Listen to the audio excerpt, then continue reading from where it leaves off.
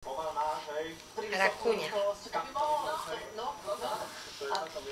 Ako by mohla akože na výrobu hovoriť, ako by... No, stačilo, nie? Snaď. A kedy sa v Číne zastavila výroba? Nemáme nič. Ja osobne nemám nič, keď sa v Číne zastavila výroba. Však ona je nebezpečná.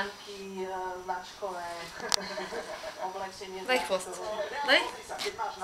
Daj ho. Áno, daj ho. Riadia autokraticky. Áno. A teda demokracia je výmysel, to je pán... Tak, ono.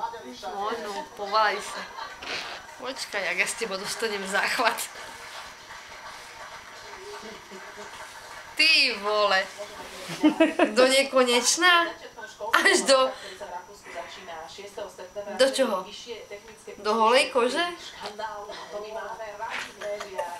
Učiteľ informatiky Walter S. Dobre, no, ešte budem. Minulý školský rok vystupoval pred žiakmi ako muž, chce vyučovať v ženských šatách. No, už si učí sa, no. Od najmladšieho veku si proste myslím, že som žena, vysvetlil transsexuál, ktorý predstúpi pred žiakom. No jasné.